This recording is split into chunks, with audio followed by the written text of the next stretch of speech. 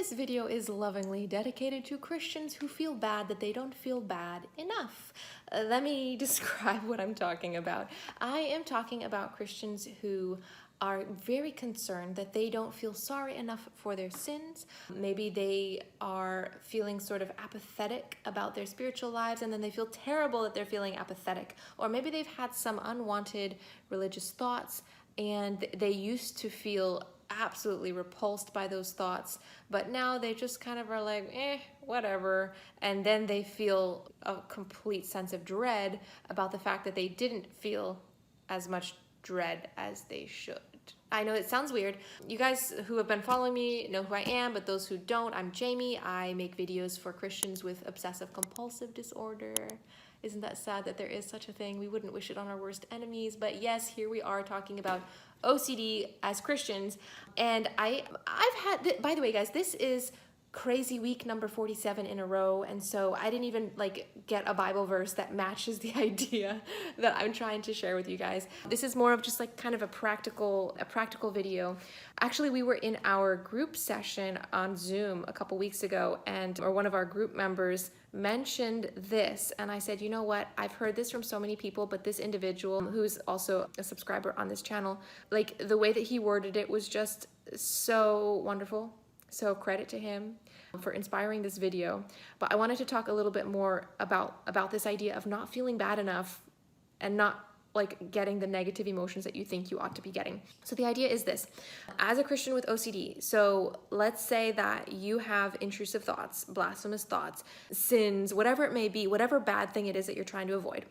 And in the beginning, the emotional response that you get to these things is utter horror. And you're like, oh, how could I ever think such a terrible thought like that? And it just completely knocks you off your feet. But then you kind of take comfort in that. You're like, well, you know what? I had that blasphemous thought, but then I felt really, really awful about it. So that must be some amount of evidence that I didn't mean to have that thought, or that I didn't want it, or that I didn't agree with it. Okay, I should still be okay, because obviously God can see the disgust that I felt when I had that thought. So what's happening in these scenarios is that we're actually taking comfort from our negative emotions, because those negative emotions of repulsion and disgust and utter horror, it is serving as internal proof of our non-agreement to the intrusive thoughts. And intrusive thoughts are so tricky to us, because I think the biggest issue for most people with OCD is the question, did I really mean to have that thought or not? That's everybody's big question. Did I mean to have that thought? Because if I did mean to have that thought, that means I'm the biggest sinner ever. I'm a loser. I'm just a goner if I meant that thought. If I didn't mean that thought, then it's a whole world of wonderful difference, because if I didn't mean the thought, then it means I'm kind of like a victim of this weird mental health disturbance. It means that God is a loving Father who understands me and knows my heart, and He has mercy for me. He doesn't hold me accountable. They're just thoughts. They don't mean anything. That's the wonderful world of I didn't mean the thought. And so obviously everyone's like, how can I prove to myself that I didn't mean the thought? Because we are talking life and death difference here. So yeah, this is the tricky part with intrusive thoughts. Obviously, when you go into OCD treatment, a big part of OCD treatment is not trying to constantly prove your innocence to yourself, because that's a battle you can never really win. And so we're like, okay, I'm not going to do my compulsions. I'm not going to keep looking up a million Bible verses. I'm not going to pray for 4 hours per day. I'm not going to do those overt external compulsions anymore. Yay. And we're making progress in treatment. But this one is a tricky one that I think we still can get stuck on, because even though we may stop the external compulsions, this is an internal compulsion that's easily missed. And that is, it's a checking compulsion, by the way, for those of you who are checkers. You're checking your emotions for evidence that you didn't want that intrusive thought. And your brain is just willing to accept it. If I didn't mean it, then I'm okay. And the negative emotions actually become an important part of your whole little constellation of proofs that you are building. So then what happens when you start getting burnout? Because everybody with OCD gets burnout at some point.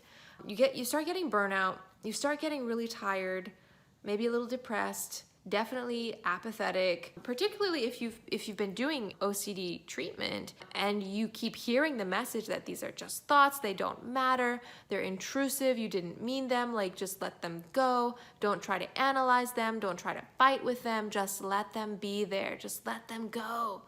You're like, okay, I'm gonna try this out, I'm gonna try to just let it go.